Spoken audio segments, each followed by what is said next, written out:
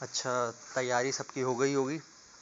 कुछ points discuss करने थे मुझे, तो यहाँ पे देख लेते हैं एक बार इसको रात को सोने से पहले देख लेना इन सब पॉइंट्स को, और फिर उसके बाद जाना एग्ज़ाम देने।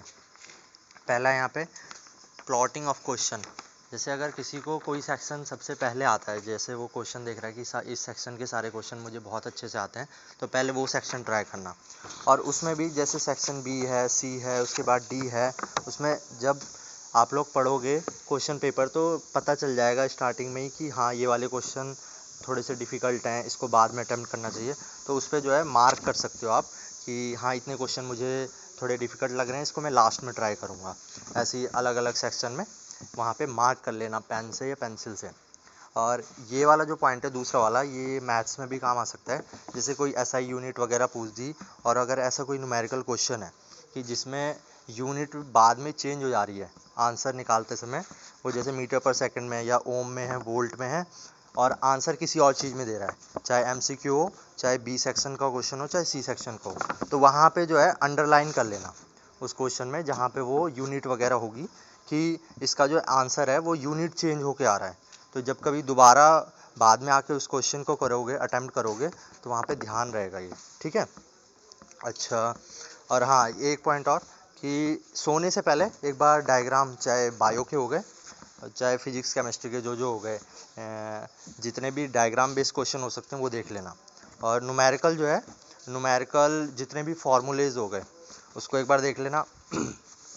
और प्रीवियस ईयर क्वेश्चन काफ़ी सारे दे दिए हैं, उसमें कई क्वेश्चन जो है रिपीट होंगे आप लोगों के, तो उन क्वेश्चनों को एक बार कर लेना और याद कर लेना कि हाँ ये क्वेश्चन बहुत ज़्यादा बार रिपीट हो रहे हैं।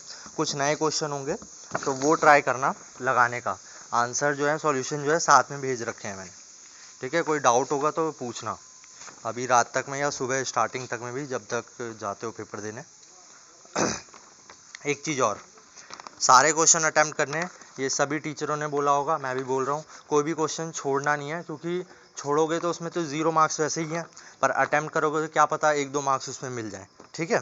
और जो न्यूमेरिकल करोगे, यानी कि सोच रहे हो कि फटाफट न्यूमेरिकल कर देंगे, आंसर आ जाएगा, थ्योरी में लिखेंगे।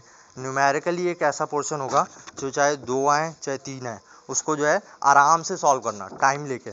अगर स्टार्टिंग में नहीं मिल रहा है, थ्योरी का लिखना है, तो लास्ट में करो आराम से।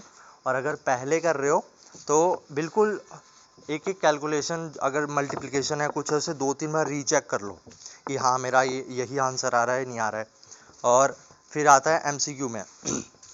एमसीक्यू में जैसे ओएमआर होगा या कोई भी आंसर होगा, तो उसको जब तक चेंज मत करना जब तक 100% श्योर ना हो कि हाँ ओम में आ रहा है या वोल्टेज में आ रहा है, यही आना चाहिए और मैंने गलत करा है, तब जाके चेंज करना। वरना कोई ज़रूरत नहीं आंसर चेंज करने की, जो स्टार्टिंग में लगाया होगा पहले पढ़ के वही रहने देना।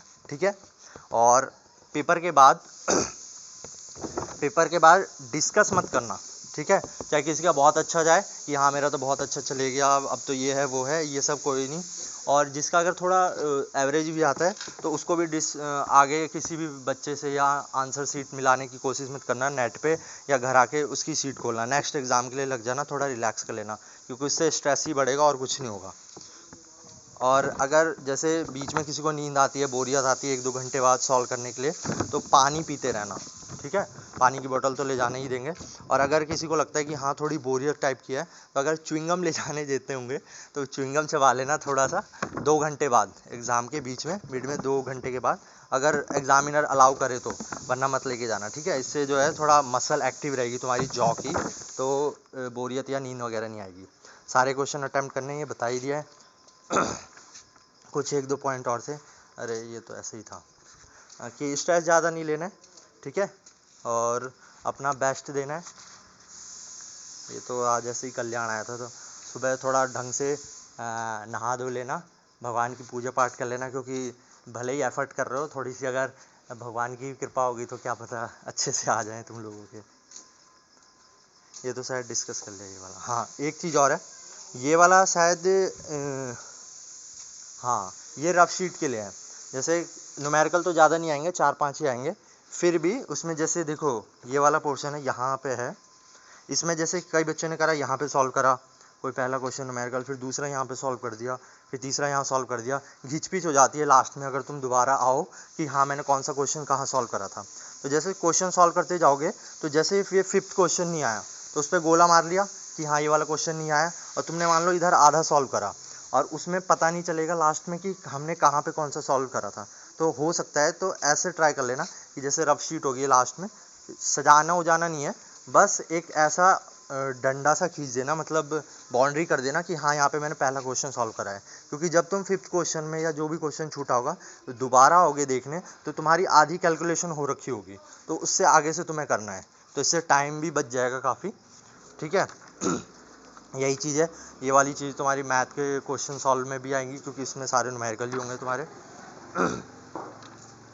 और थोड़ा कॉन्फिडेंट रहना कि जैसे वो कॉन्फिडेंस का मतलब बिल्कुल कि ऐसा नहीं कि अरे यार ये पेपर है वैसा है, थोड़ा ऐसा एटीट्यूड रखना कि जैसे वो लाइन है कि जंग में जीत के आने के लिए काफ़ी हूँ और मैं अकेला ही जमाने के लिए काफ़ी हूँ। ठीक है, ऐसा कुछ मतलब कुछ मोटिवेशन सा सुन लेना जाने से पहले, हो सकता है ऐसा। और पेपर को बिल्कुल भी डिस्कस मत करना आके नेक्स्ट पेपर के लिए तैयार करना, या फिर थोड़ा रिलैक्स करे, रात को सो जाना शाम को, और उसके बाद जो है नेक्स्ट पेपर की तैयारी करना। बस यही सब था, और ज़्यादा कुछ डिस्कस नहीं करना था, ज़्यादा टाइम नहीं लूँगा। बस यही सब है कि थोड़ा अपना हेल्थ का भी ध्यान रखना, रात को जल्दी सो जाना। अगर तुमने एफर्ट करा है तो अच्छे से रिज़ल्ट आएगा ज़रूर। ये कुछ अभी मैं टिप्स वगैरह और कुछ लिख के भेज दूँगा तुम्हारे ग्रुप वगैरह में, बाकी तो और ज़्यादा कुछ है नहीं। वही है कि अपना एफर्ट पूरा देना। कि लास्ट में बस यही बोलूँगा कि गीता में सबने पढ़ाई है, वो श्री कृष्ण ने साफ कहा है कि कर्म तुम्हारा कल होगा, और कर्म में अगर सच्चाई है तो कर्म कहाँ निष्फल होगा। ठीक है, हर एक संकट का हल होगा, आज नहीं तो कल होगा। ऑल द बेस्ट मेरी तरफ से, और फोड़ के आना, कहर मचा देना बिल्कुल ही एकदम। ये नहीं अब लिटरली मत ले लेना कि हाँ सर ने कहा है कि फोड़ देना है तो हाँ पेपर ले लिया और उसे पत्थर से फोड़ने लग गए। कहने का मतलब मीन समझ गए होंगे, बस ढंग से देना बिल्कुल एकदम कि आके लगे कि हाँ दिया है पेपर। चलो।